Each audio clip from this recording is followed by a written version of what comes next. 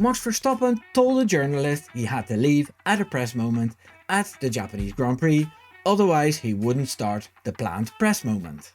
This led to a lot of uproar on social media, and as always, the opinions were divided into two groups.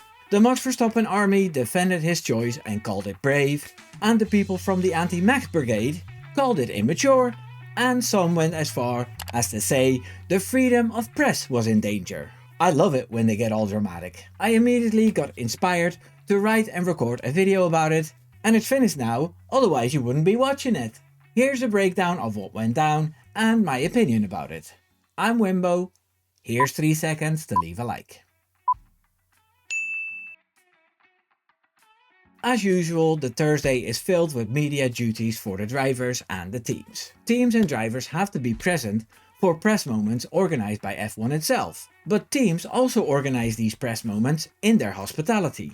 They are so-called print media Q&As. It's important to note that it was at the Red Bull hospitality, but we'll get to that later. Verstappen sat down for the session with the print journalists and was ready to be asked about all kinds of things. The new regulations, his Nordschleife adventure, and maybe the Japanese Grand Prix. You know, the normal standard stuff. But then he spotted Giles Richards from The Guardian. It quickly became apparent that Verstappen had beef with him, so he said that he wouldn't start the session until Giles Richards left. The reporter protested a little, but was told to get out, which he eventually did. Then the media session started after an awkward start, and the stories about this incident started emerging online. Now, why did Max Verstappen want that man to leave? Well, it had everything to do with what happened in Abu Dhabi, the season final last year. Max Verstappen came out of the 2025 season as the moral winner by being 104 points behind in the standings at the halfway point and bringing it down to 2 points in the end. He won races he couldn't have possibly won, and he brought that wishy-washy RB21 into places it had no place of being. His opponents from McLaren failed hard a few times, which helped him a lot. But overall, there was a lot of frustration in the 2025 season. Giles Richards decided in Abu Dhabi to bring up the one moment Max Verstappen had an error of judgment. Yes, I'm talking about Spain. The race in Barcelona, where he made a weird move and bumped wheels with George Russell. Giles Richards thought it was a fair question to ask Verstappen if he regretted that moment since he lost the championship by 2 points.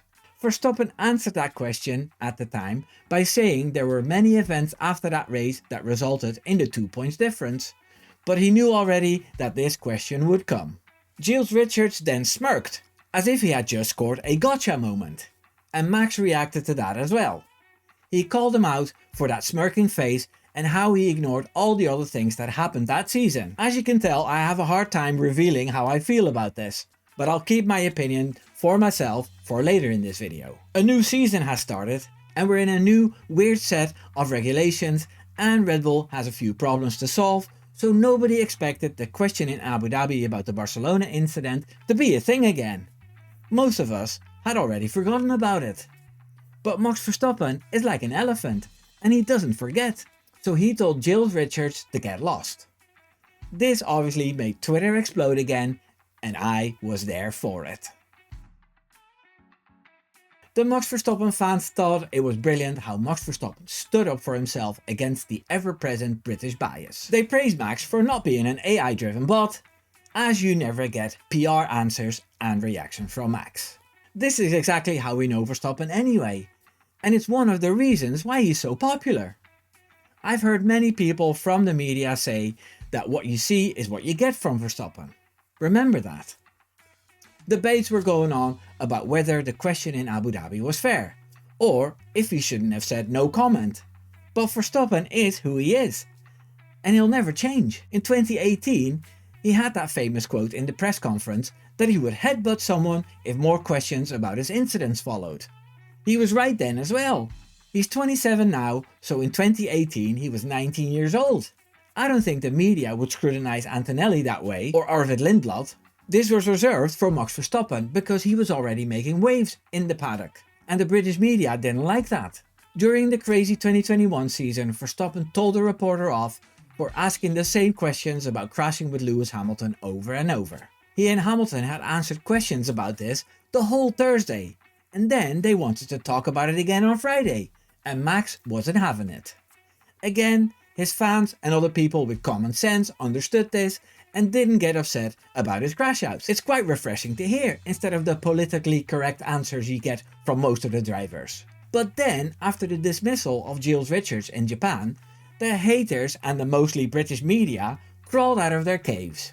They had to endure Verstappen being popular and wholesome way too long, and this is what they were waiting for. I read that it was a dangerous precedent to send journalists away, and that The Guardian wasn't a tabloid.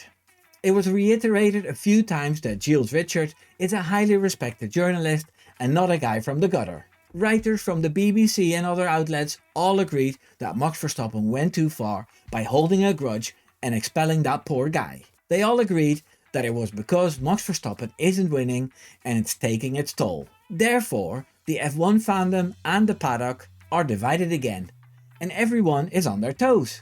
Secretly, we're all enjoying this. The Max Verstappen fans love seeing Verstappen battle, and the haters love talking smack about him. He's basically doing God's work for the F1 brand. So how do I feel about it? I think Max Verstappen gives as good as he gets. There are journalists in the paddock who have asked uncomfortable questions, and he does answer them without any politics or holding anything back. In the case of the Barcelona incident, he had spoken about this on more than 3 separate occasions. In Barcelona in June, in November, where he said that they were in the fight due to others' mistakes, and stated that it shouldn't have happened. He apologized to the team and said that he made an error in judgment. In December in Abu Dhabi, this story was actually already a dead horse. Verstappen didn't even go for the championship that hard that race, as you all remember. This guy, Jules Richards, clearly wrote a reminder in his agenda to ask something like this at the last race. He had an agenda, a physical one and a mental one.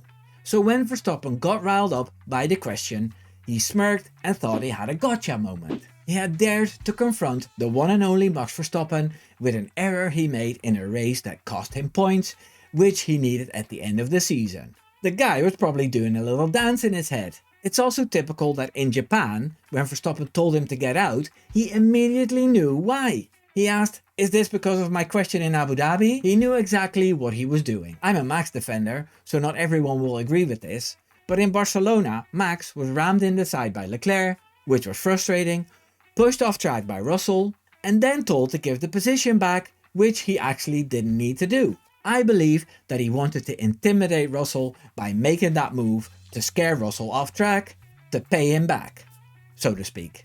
Russell was oblivious to this plan and therefore continued on his way. And then he got hit. The intention wasn't to hit Russell, but it did happen. Both continued the race and Verstappen received a 10-second penalty for causing a collision. At that time, Verstappen wasn't in the fight at all, so it didn't matter. But then Piastri started losing points like crazy, and Norris DNF'd in Zandvoort, and McLaren fumbled the strategy in some races and got the 2 cars disqualified. And that's how it got down to 2 points, which could have been more if McLaren had swapped Piastri and Norris. That was an option they always had in Abu Dhabi. So to ask this question in bad faith, to not let Max Verstappen get away with an action like in Barcelona, deserved a reaction. Verstappen sent the man away as a teacher does with an annoying kid. Now, a lot of journalists have asked if Verstappen had the authority to do such a thing. I've read comments that the FIA should get involved in this, but it was in the Red Bull hospitality, so he was a guest there. I don't even know if the man was invited, but I'm sure he enjoyed the free drinks and snacks. The ethics of Max Verstappen weren't an issue if you can munch on goodies, right? Max Verstappen knew he could deny the guy in the hospitality of his team, so he did. Jules Richards later reacted that sometimes awkward questions need to be asked, and he still had respect for Verstappen, but that was a little too late. He played the victim a little bit, as he had also received an email accusing him of British bias, and a lot of journalists with phone numbers that start with 0044 were still on his side. Still, I think Verstappen got the result he wanted. I don't think that reporter, or many of his colleagues, will try anything like that again, as they all need Verstappen more than he needs them. Verstappen could happily live his whole life without doing any media ever again. Despite a lot of negative press about this moment, Max Verstappen comes out as the winner as he's drawn a line and letting reporters know how far they can go. Heck, even Ted Kravitz packed it in after Sky was boycotted for a day years ago. Max Verstappen will never run away from a fight like that, even if situations get uncomfortable. The easy option is never the choice he goes for. This is why we love him. Subscribe. Take care now. Doei doei.